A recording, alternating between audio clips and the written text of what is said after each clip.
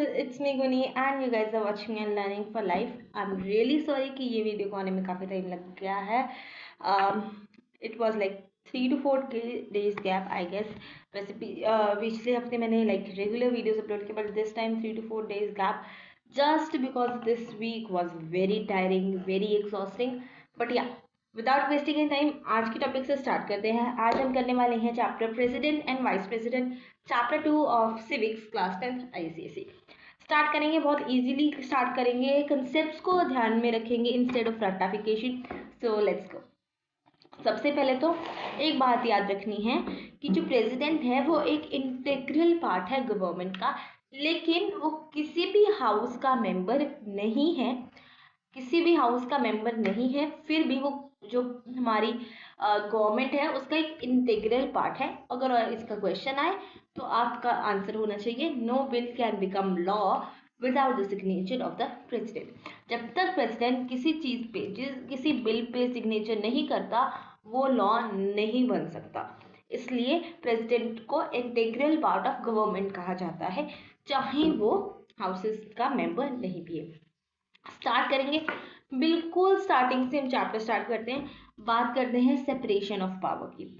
अब जो हमारा इंडियन गवर्नमेंट का सिस्टम है, सेपरेशन ऑफ पावर बात करें तो 3 चीज़ों में डिवाइड की हुई है, एग्जीक्यूटिव, लेजिस्लेचर एंड जुडिशियल.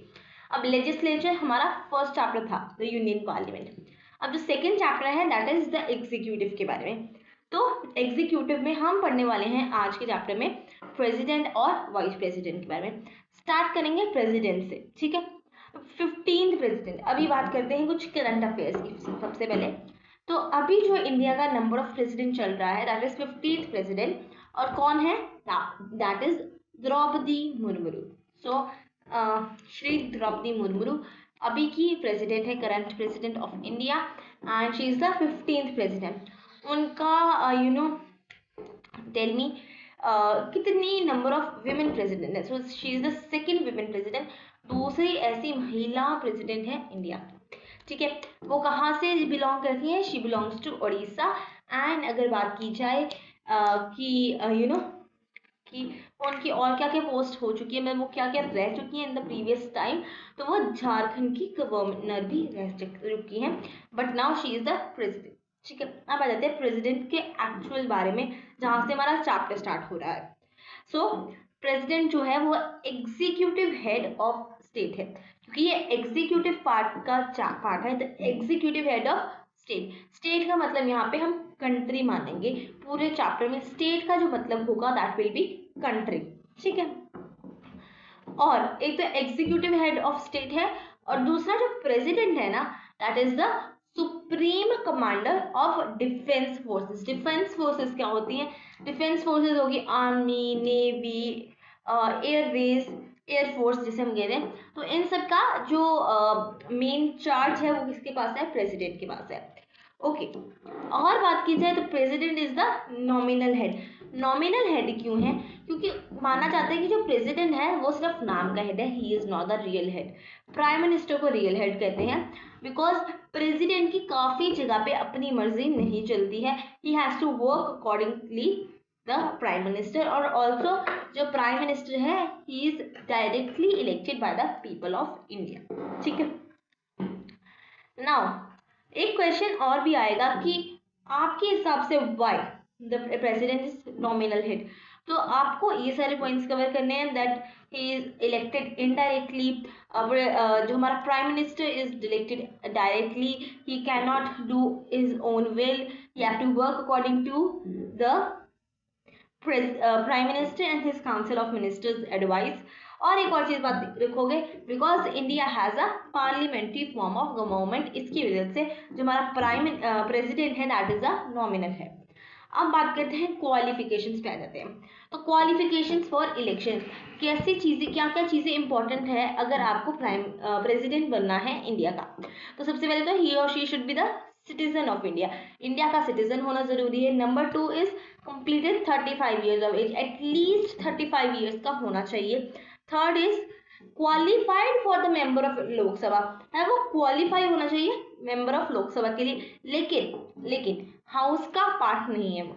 वो सिर्फ उसकी जो क्वालिफिकेशन है उसे कंप्लीट करना चाहिए, एग्री करना चाहिए, बट वो खुद हाउस का पार्ट नहीं बनेगा।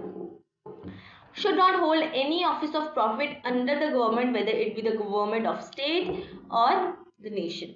ठीक है, तो कोई भी गवर्नमेंट मतलब कोई भी ऐसा उसके पास जॉब नहीं होनी चाहिए जो उसे पैसा दिला रही है from the government. So no government job should be there. Fifth point है कैन बी री इलेक्टेड। तो अगर आपका प्रेसिडेंट की टर्म एक बार खत्म हो गई है तो उसके बाद आप उसे दोबारा इलेक्ट कर सकते हो अगेन। तो एक बार के बाद दूसरी बार सेम प्रेसिडेंट भी आ सकता है। सो नो, इसमें ऐसा कुछ नहीं है कि नहीं आ सकता। अब आता है इलेक्शन ऑफ प्रेसिडेंट। प्रेसिडेंट का इलेक्शन कैसे होता है? This is a very interesting topic. तो हमें पता है हमारी जो इंडिया है, इंडिया में there are elections held every like काफ़ी टाइम में होते हैं elections.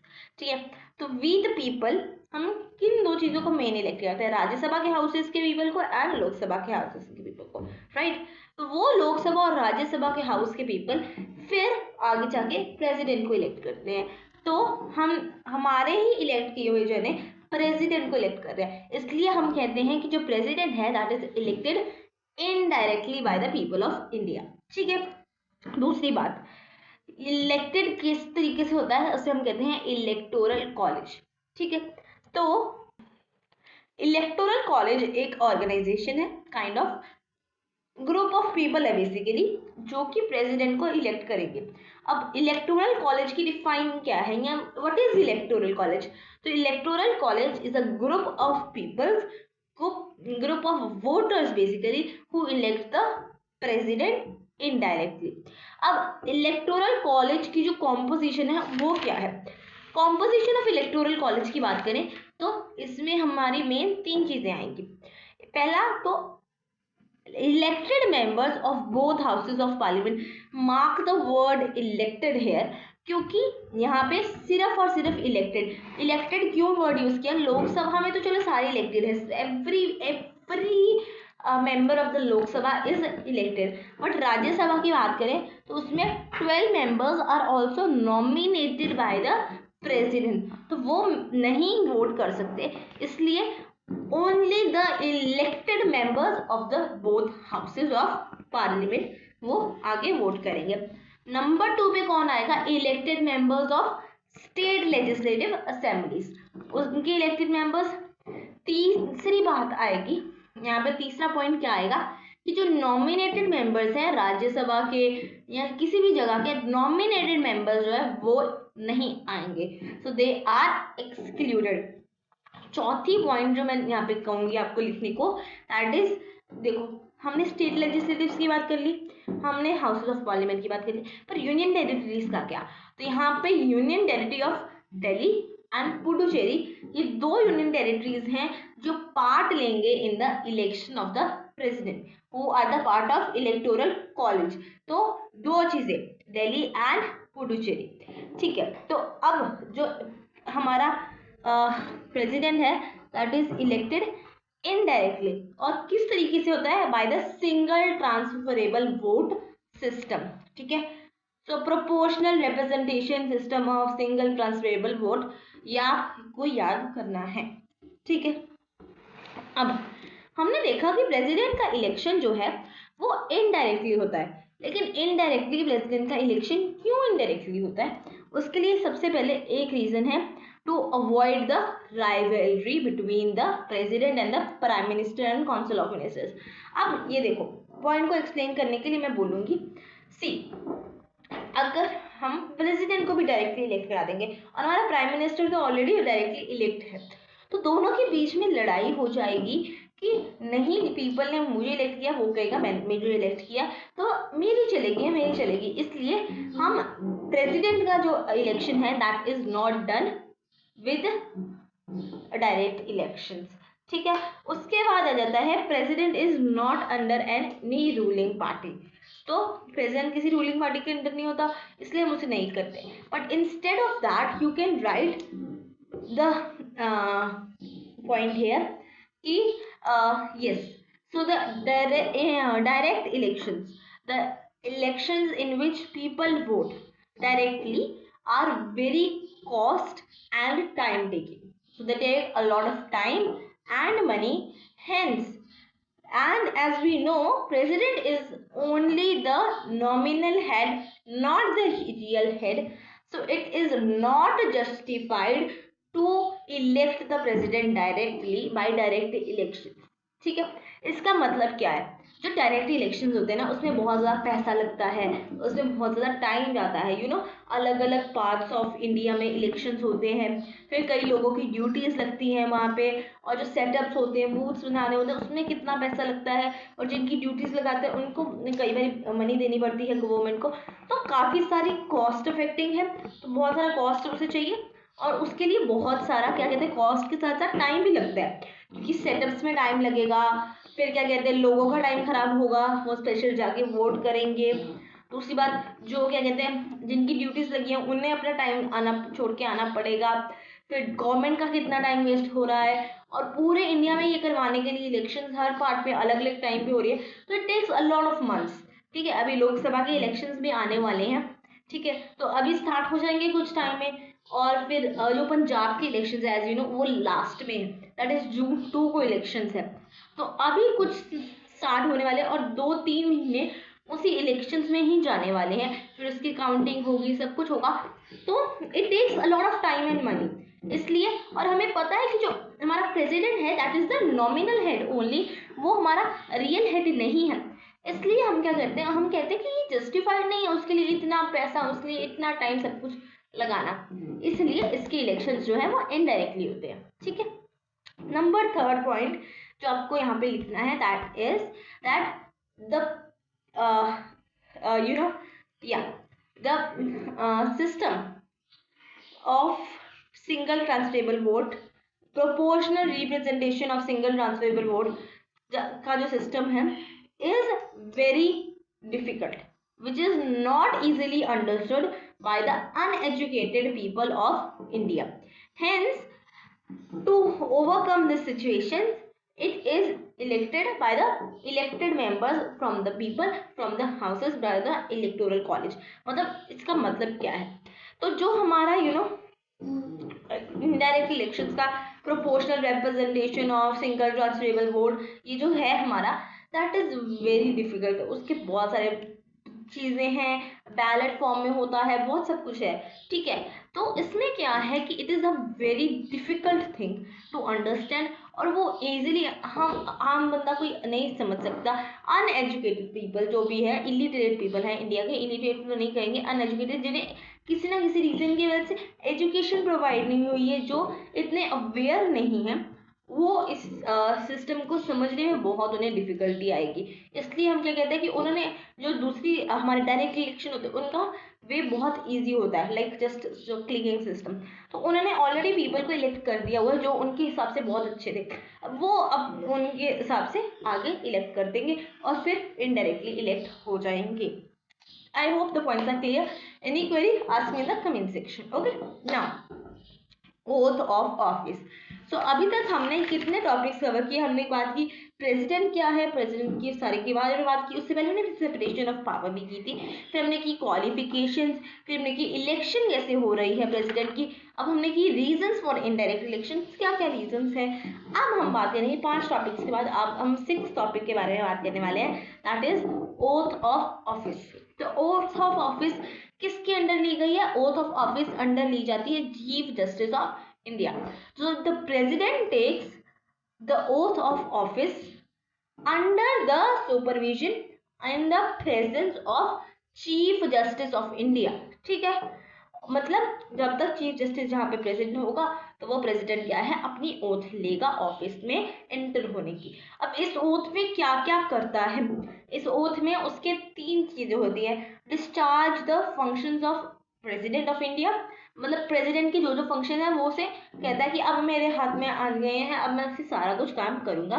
Number 2 will be protect and preserve the constitution, constitution की रखवाली, उसे वायलेट होने से रोकना is the duty of president. तो वो कहता है कि I will protect the constitution.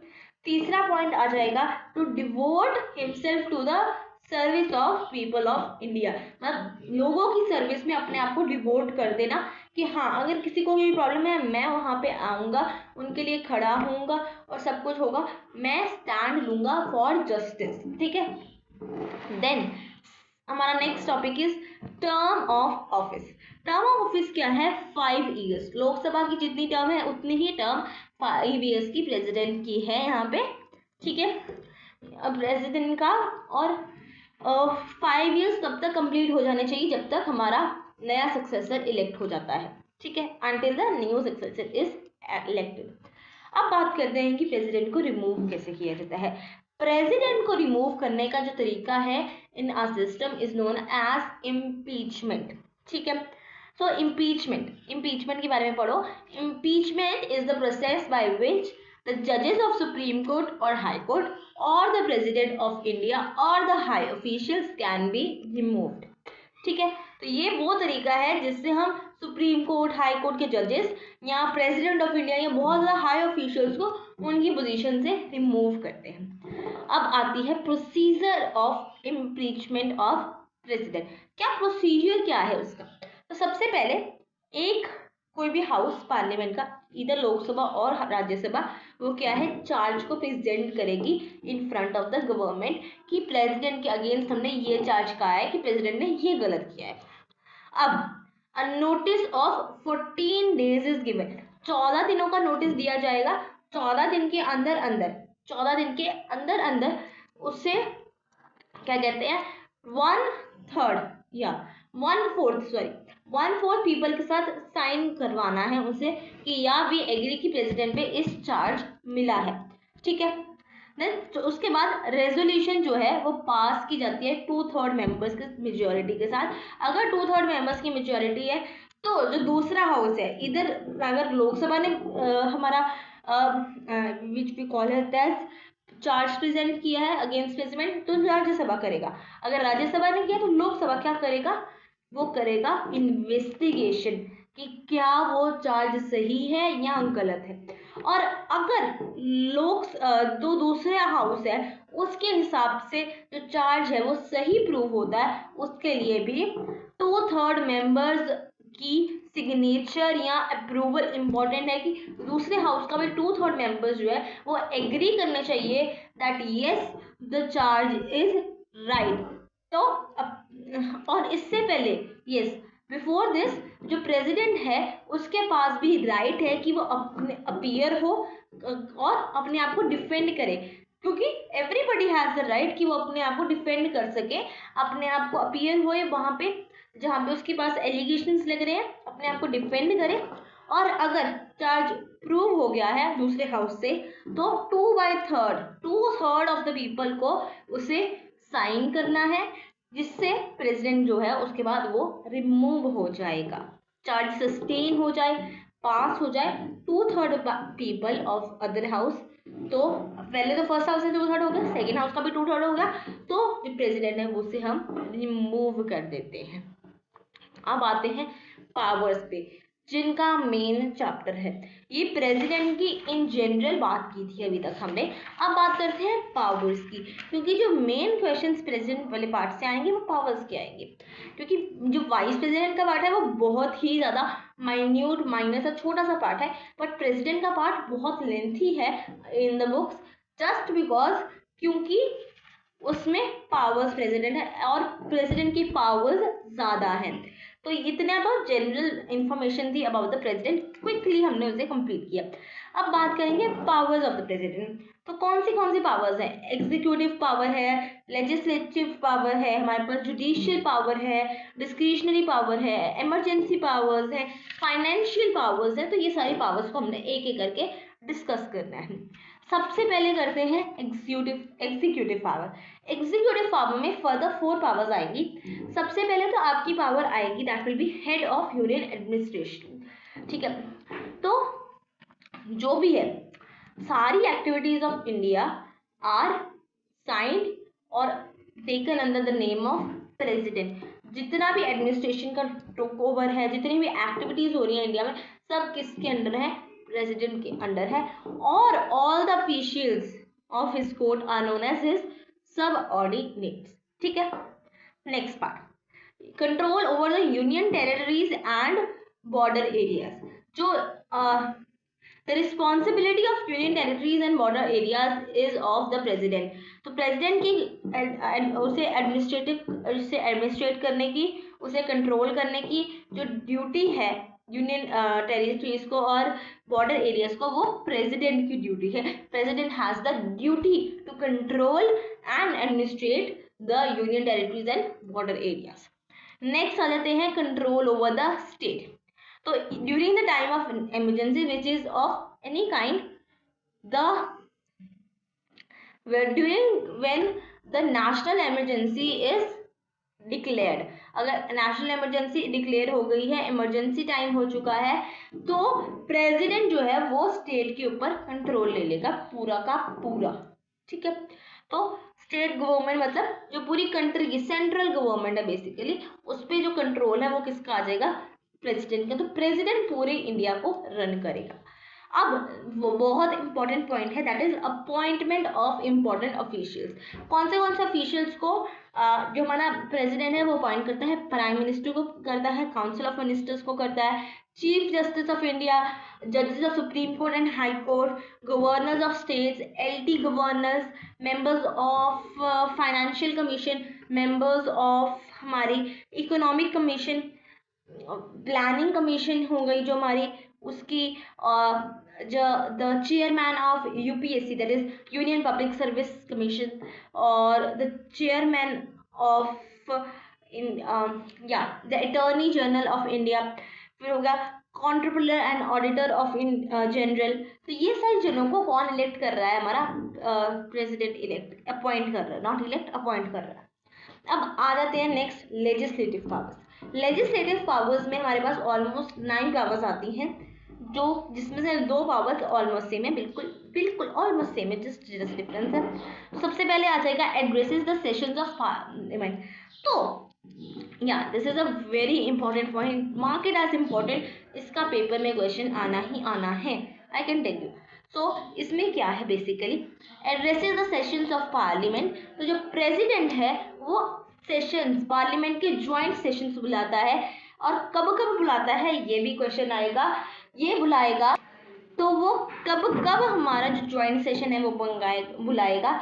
सबसे पहले तो जब भी after every fresh elections of Lok Sabha, तो अभी जब ये लोकसभा के इलेक्शंस हो जाएंगे तो उसके बाद जो सेशन होगा वो एक ज्वाइंट सेशन होगा ऑफ राज्यसभा एंड लोकसभा। ठीक है, वो प्रेसिडेंट के द्वारा बुलाया जाएगा। एंड सेकेंड कब बुलाता है वो ज्वाइंट सेक्शन, जब सबसे पहले जो क्या होता है हमारा, that is the first session of the whole year. जो पूरे साल का पहला सेशन होगा वो ज्वाइंट सेशन लगेगा लोकसभा और राज्यसभा का बाय द प्रेसिडेंट। तीसरा पॉइंट जो है इसमें वो हमने फर्स्ट चैप्टर में पढ़ा था, that is during the situations of deadlock, जब दोनों पार्टीज का जो कंक्लूजन है वो डिफरेंट आ रहा है, कोई एक दूसरे से एग्री नहीं कर रहा है। Okay, next power is messages to the parliament. अब मैसेजेस टू द पार्लियामेंट क्या है, अब ये ड्यूटी ऑफ प्रेसिडेंट है कि वो पार्लियामेंट में या इधर हाउस ऑफ द पार्लियामेंट को मैसेज भेजे कि आपके पास ये बिल भेजा था, हमने ये कुछ किया था और ये बिल पास होना पेंडिंग है। ठीक है, तो ये सब कुछ पेंडिंग है, ये आपको इसके लिए काम करना है, या ये चीज़ें पेंडिंग है, इसके लिए जो मैसेज है पार्लियामेंट को वो कौन भेजेगा, वो भेजेगा हमारा प्रेसिडेंट। ठीक है, third is summon and prorogue the houses. तो summon and prorogue the houses क्या है कि ये चेक करना कि हाउसेस जो है वो प्रॉपर टाइम पे हो रहे हैं, उनका जो अंदर का बिटवीन का गैप है वो प्रॉपर है, जो 3 हमारे सेशंस हो रहे हैं वो प्रॉपरली चल रहे हैं, that is the budget session, the monsoon session और जो विंटर सेशन। तो इसके आपको सब कुछ याद करना है। The next is dissolve the Lok Sabha. तो व्हेन एवर हमारी लोकसभा में नो कॉन्फिडेंस मोशन पास होगा तो president has the right and the duty and the power to dissolve it and then request for not request order for fresh elections की नई elections आ जाए। और dissolve Lok Sabha कैसे करेंगे, बाय नो कॉन्फिडेंस मोशन। और Rajya Sabha can not be dissolve because it is a permanent house. ठीक है, अब नेक्स्ट आ जाता है नॉमिनेशन ऑफ मेंबर्स। जो पार्लियामेंट है, नॉट पार्लियामेंट, जो हमारा लेजिस्लेटिव पावर, एग्जीक्यूटिव हेड जो है प्रेसिडेंट है, that nominates 12 members to the Rajya Sabha from different categories, be it education, art, literature, say SST, social science, everything। उसमें से particular उन्होंने फैक्टर्स रखे हुए थे, फेमस पर्सनालिटीज, तो उन्हें क्या करते हैं, वो नॉमिनेट करते हैं 12 मेंबर्स को इन द राज्यसभा। ठीक है, next is assent to bills. तो मैंने स्टार्टिंग में चैप्टर में एक बात बोली थी, no bill can become law without the signature of the president. तो जब तक प्रेसिडेंट किसी बिल पे सिग्नेचर नहीं करेगा तो वो हमारा जो लॉ है वो नहीं बन सकता। तो हमें पता है money bills can only be passed in the Lok Sabha, और जो ऑर्डिनरी बिल्स है वो कहीं भी पास दिए जा सकते हैं। So signature of president on the bill is very important for it to become the law. Next is formation of new states. ये प्रेसिडेंट का काम है टू चेक कि अगर किसी स्टेट को ऐड करना है हमारे इंडिया में, कोई न्यू स्टेट, इसे किसी की बाउंड्री को चेंज करना है, कोई न्यू स्टेट की फॉर्मेशन करनी है या कुछ भी करना है, ये सब कौन देखेगा, ये देखेगा प्रेसिडेंट। ठीक है, next is formulation of ordinances. अब ये क्या चीज है, जब भी प्रेसिडेंट जो है वो हमारे लोकसभा एंड राज्यसभा में पार्लियामेंट को बेसिकली ऑर्डिनेंसेस भेजता है। Ordinances are basically written messages. ठीक है, तो इसमें क्या हो रहा है, इसमें दैट इज कि जब भी हमारे हाउसेस सेशन नहीं हो रहा है, सेशन इज एब्सेंट, तो उसमें जब भी कोई काम आ जाता है प्रेसिडेंट को या कुछ भी हो जाता है, वो एक रिटर्न मैसेज सेंड करता है टू द पार्लियामेंट कि ये काम ऐसे ऐसे करना है। ठीक है, और क्या कंडीशंस हैं, कंडीशंस में satisfaction that is necessary for him to promulgate an ordinances। ठीक है, satisfied होना चाहिए। Number 2, it can be promulgated when both houses of parliament are not in session। दोनों हाउसेस सेशन में नहीं होंगे तभी ये जा पाएगा। ले before the parliament when they reassemble, तो फिर उसको बाद में पार्लियामेंट में भी शो किया जाएगा जब फिर से सेशन स्टार्ट होगा। And lapses by an act of parliament, और जब उस पर कोई पार्लियामेंट एक्ट करेगी या ज़्यादा दिनों के लिए वो पार्लियामेंट में बिना वर्क किए पड़ा रहेगा तो वो लैप्स कर जाएगा, वो खत्म हो जाएगा, ऑर्डिनेंस की वैल्यू फिनिश हो जाएगी। With this we complete our legislative powers. अब बात करते हैं फाइनेंशियल पावर्स की। One more thing before we move ahead, जितने भी अभी तक हम पावर्स पढ़ रहे हैं एक्सेप्ट वन पावर जो आगे आएगी, I will be discussing that, ये सब प्रेसिडेंट अपनी मर्जी से नहीं करता है। This is done in the by the advice of prime minister and his council of ministers. ठीक है, जब तक उसे एडवाइस नहीं मिलेगी president can not do anything. और प्रेसिडेंट हमारी यू से कि प्राइम मिनिस्टर की मर्जी से अगेंस्ट नहीं जा सकता। अगर प्राइम मिनिस्टर ने कहा ये करना और प्रेसिडेंट का जो हमारा मोटिव है या थिंकिंग है वो अलग है, तो प्राइम मिनिस्टर की बात मानी जाएगी। President can not do anything, that is the reason हम प्रेसिडेंट को नॉमिनल हेड कहते हैं। ठीक है, अब बात करते हैं फाइनेंशियल पावर्स। ठीक है, तो जो हमारा प्रेसिडेंट है वो रिकमेंड करता है कि लोकसभा में इंट्रोडक्शन की जाए मनी बिल की।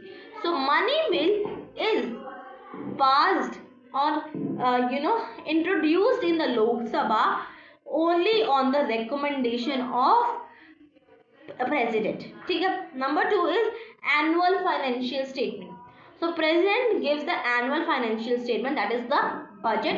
बजट क्या है, budget is the sum of expenses and the sum of हमारी एक्सपेंडिचर प्लस द सैलरी। तो सैलरी और एक्सपेंडिचर का प्लस करके जितना भी गेन हुआ है, जितना भी लॉस हुआ है, सब कुछ प्लस करके जो बनेगा that is will be the budget. Number 3 is withdrawal of advances from the contingency fund of India. तो जब भी कोई बजट का पास होना लेट हो जाता है या कुछ भी होता है, या हमारे पास इंडिया को बहुत जल्दी ज़रूरत है फाइनेंसेस की, तो कॉन्टीजेंसी फंड एक ऐसा फंड है जहाँ पे एक्स्ट्रा पैसे रखे हुए हैं। तो इमरजेंसी जिसे कहते हैं, इमरजेंसी फंड्स वहाँ पे हैं। तो president has the power to take that, to withdraw the contingency funds of India. अब now is appoints the finance commission. जो प्रेसिडेंट है उसके पास एक पावर है कि वो फाइनेंस कमीशन को अपॉइंट करे. और फाइनेंस कमीशन में क्या क्या होता है, कौन से जने होते हैं, that is the finance minister and 2-3 और मेंबर्स होते हैं साथ में. ओके, अब आते हैं जुडिशियल पावर्स के. अब ये जो जुडिशियल पावर्स हैं दैट आर वेरी इंपॉर्टेंट.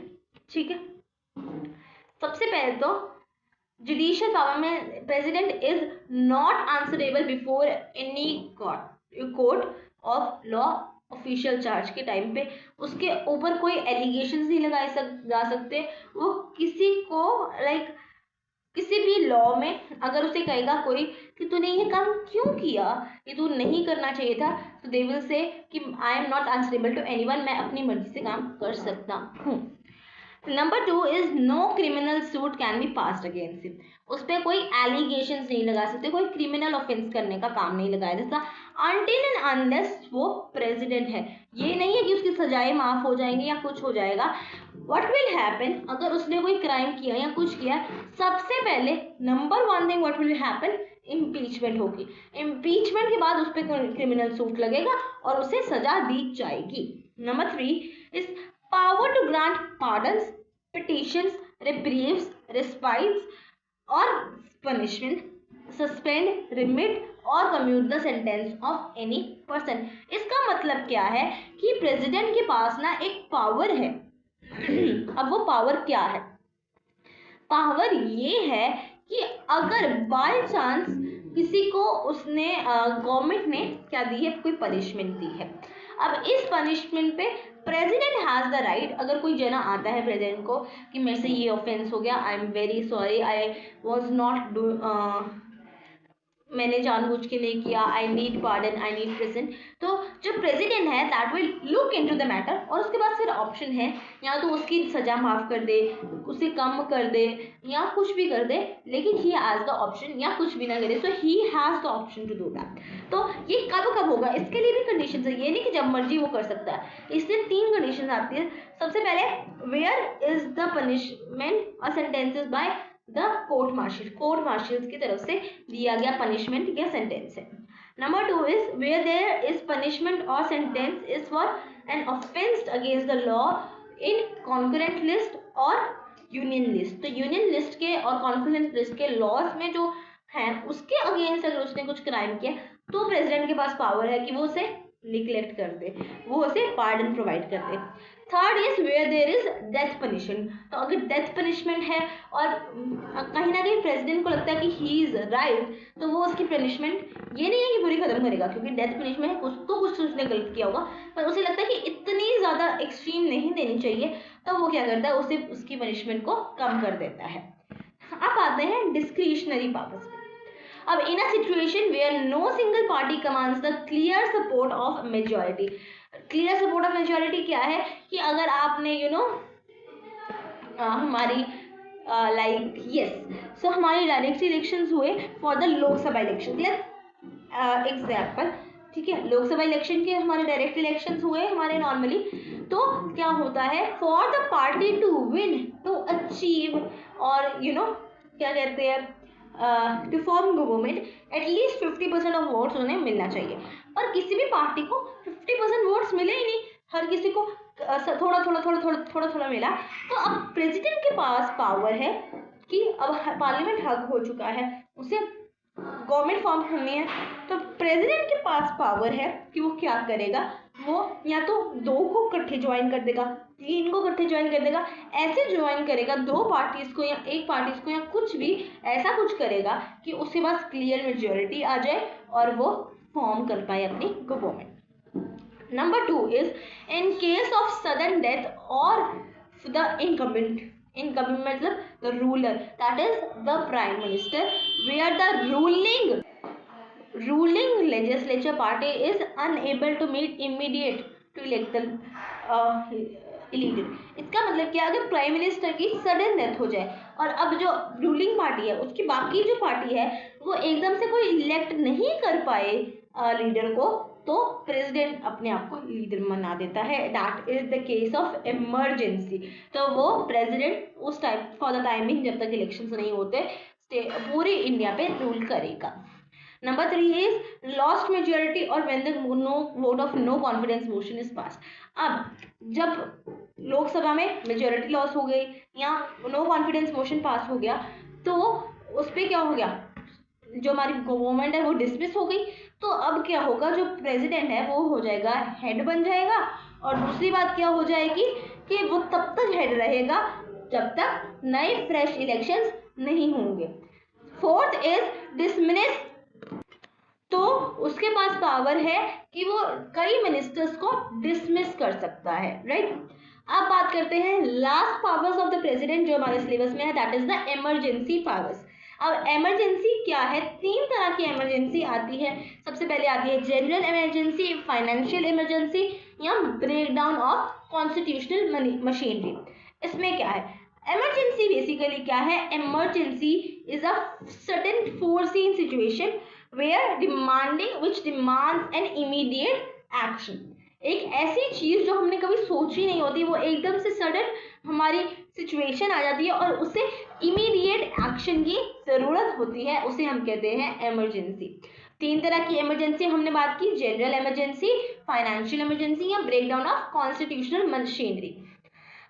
अब जनरल इमरजेंसी क्या है, जनरल इमरजेंसी में ये सब कुछ हो सकता है कि किसी कंट्री ने हमारे पे वॉर डिक्लेयर कर दी, हमारे पे जो है अटैक कर दिया।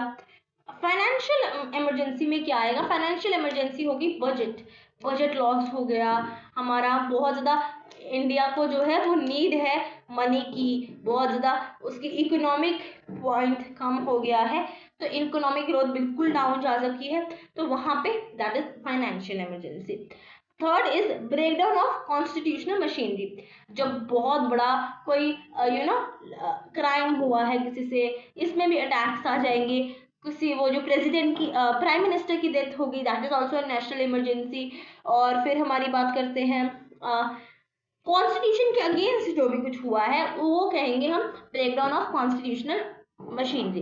तो इसमें क्या होगा, प्रेसिडेंट जो है वो हेड करेगा हमारी स्टेट्स को, जैसे हमने पीछे पढ़ा था इन द हमारी एग्जीक्यूटिव पावर्स में control of the state government कि during the time of emergency the president controls take the control over the state government, वो पूरा कंट्रोल फुल कंट्रोल ले लेता है, ठीक है। अब इसके साथ हमारा जो प्रेसिडेंट वाला पार्ट था वो कंप्लीट हुआ, थोड़ा सा रह गया है, that is the vice president past. तो वाइस प्रेसिडेंट की बात करी जाए तो हमारा जो करंट वाइस प्रेसिडेंट है दैट इज जगदीप धनखड़, ठीक है। और अब वाइस प्रेसिडेंट के हमारे क्वालिफिकेशंस आ गए, सारे क्वालिफिकेशन सेम है as the president except one, वो डिस्कस करते हैं। सबसे पहले क्या था, सिटीजन ऑफ इंडिया, यस इसमें भी है। नंबर 2 इज वहां पे एज क्या थी, 35 ईयर्स ऑफ एज, यहाँ पे क्या है 35 ईयर्स ऑफ एज। थर्ड वहां पे क्या था, qualified for the members of Lok Sabha election, यहाँ पे क्या है qualified for the member of Rajya Sabha election, यहाँ पे Rajya Sabha vice president should be qualified for the election of Rajya Sabha, but president should be elected qualified for the election of Lok Sabha, ठीक है।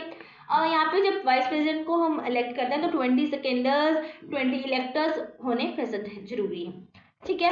And next point यही है कि should not hold any office of profit under the government, ठीक है।